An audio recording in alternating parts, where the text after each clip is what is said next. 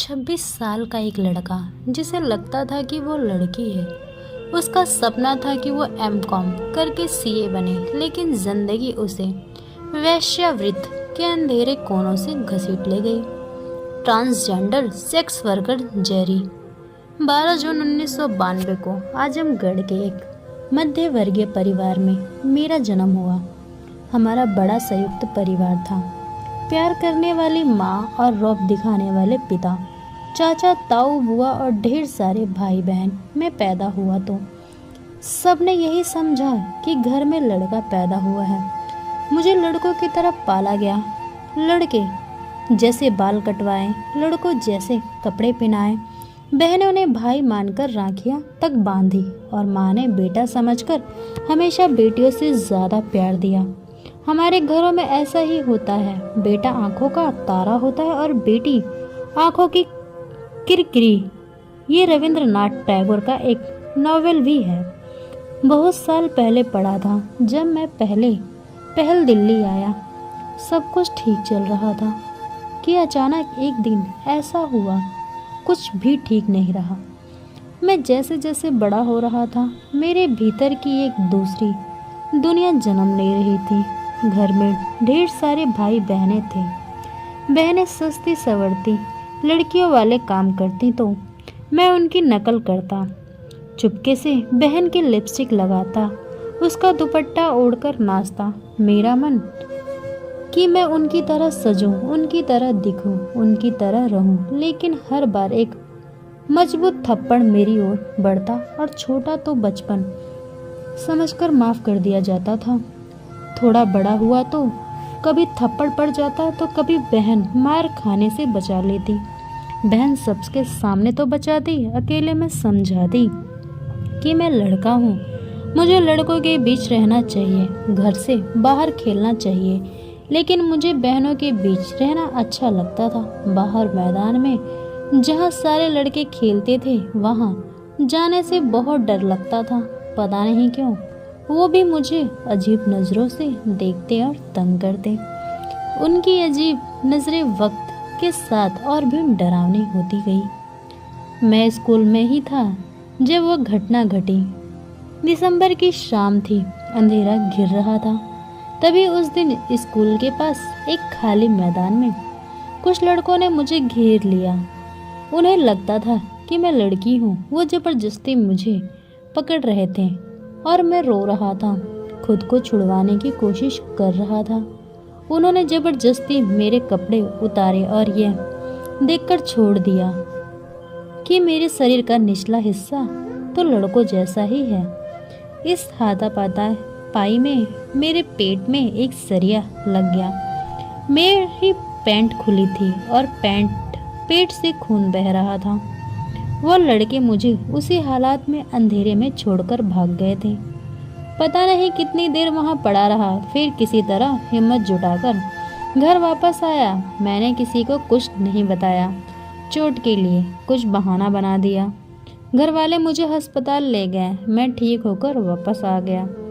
दुनिया से अलग मेरे भीतर में दुनिया बन रही थी। वो वक्त के साथ ही और गहरी होती चली गई। मेरी दुनिया में अकेला था, सबसे अपना सच छिपाता था। कई बार तो अपने आप ही से मैं डरता हुआ था और बाहर जिद्दी होता जा रहा था। घर में सब कुछ बहुत अच्छा चल रहा था। सब मुझे बहुत प्यार करते थे, माँ और बहन सबसे ज़्यादा। लेकिन जब बड़ा हो रहा था तो लगा कि उनका प्यार काफ़ी नहीं है। स्कूल में एक लड़का था, सनी। वो मेरा पहला बॉयफ्रेंड था, मेरा पहला प्यार। लेकिन बचपन का प्यार बचपन के साथ ही गुम हो गया। जैसे जैसे हम बड़े होते गए, दुनिया देखते हैं, हमें लगता है कि हम इससे ज़्यादा हकदार हैं, इससे ज़्यादा पैसे के, इससे ज़्यादा खुशी के, इससे ज़्यादा प्यार के। जब साइकिल थी तो मैं इसमें ही खुश रहता था। स्कूटी आई तो लगा साइकिल की खुशी इसके आगे कुछ नहीं। साइकिल से मैं कुछ किलोमीटर जाता था और स्कूटी से सदियों किलोमीटर।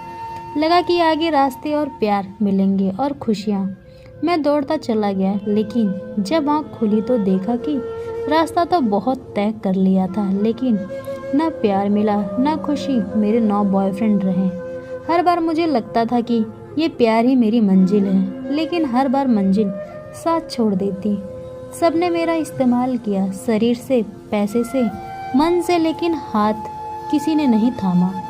सबको सिर्फ सेक्स चाहिए था। सबने शरीर को छुआ, मन को नहीं। सबने कमर में हाथ डाला, सिर पर किसी ने नहीं रखा।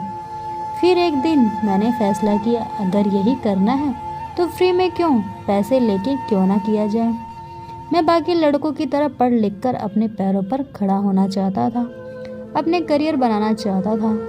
कानपुर यूनिवर्सिटी से मैंने एमकॉम किया और सीए की परीक्षा भी दी। अब तक जिंदगी उस मुकाम पर पहुंच चुकी थी कि घर वालों और आसपास के लोगों के लिए शर्मिंदगी का सबन बन गया था। मैं समाज में, कॉलेज में मिसफिट था।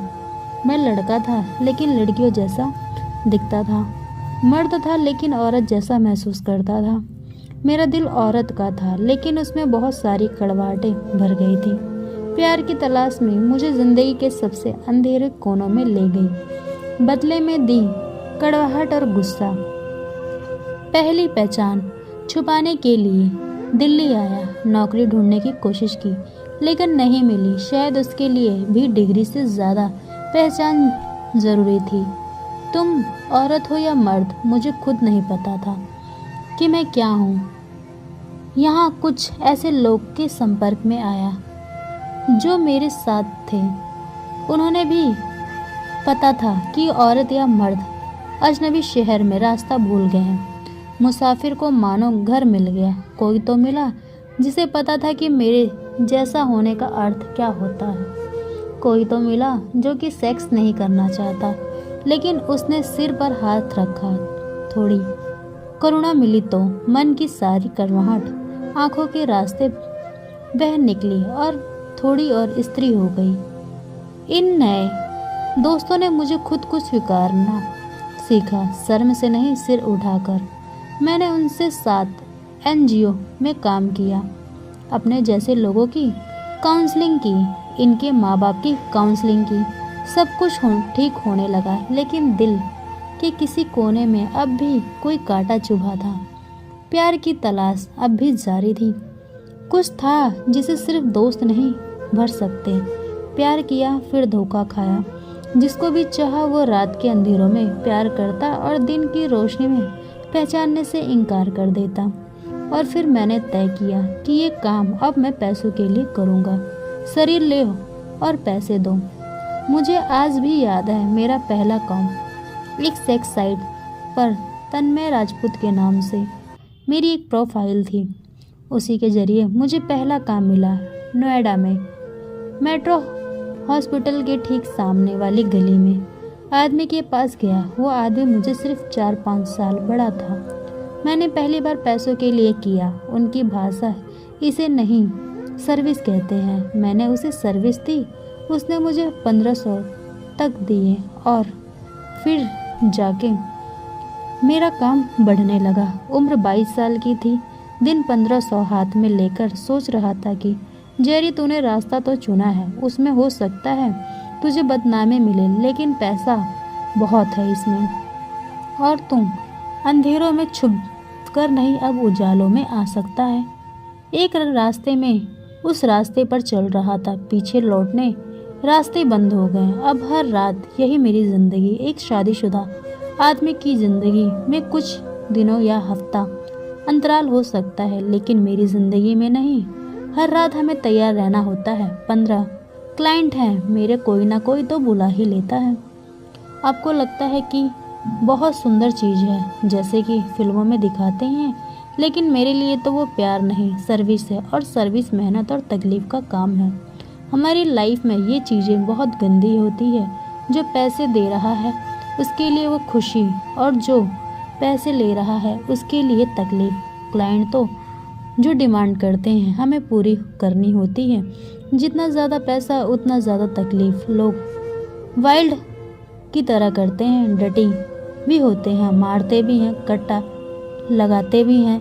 लोगों को अजीब अजीब फैंटेसी है। किसी को तकलीफ़ पहुंचाता है, किसी को एक्साइटमेंट होता है, किसी को तो मज़ा नहीं आता।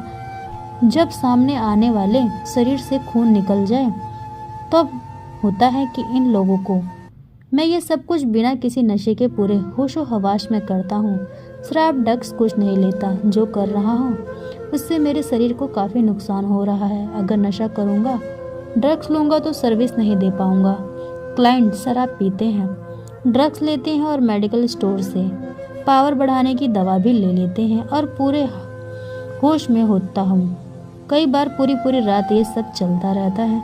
दिन के उजालों में शहर की सड़कों पर बड़ी बड़ी गाड़ियों में जो इज्जतदार चेहरे घूम रहे होते हैं, कोई नहीं जानता कि रात के अंधेरों में वही हमारे क्लाइंट होते हैं। बड़े बड़े अधिकारी, प्लास्टियन नेता, पुलिस वाले, SHRO में नाम गिनाओ लग जाऊं तो आपकी आंखें फटी रह जाएंगी।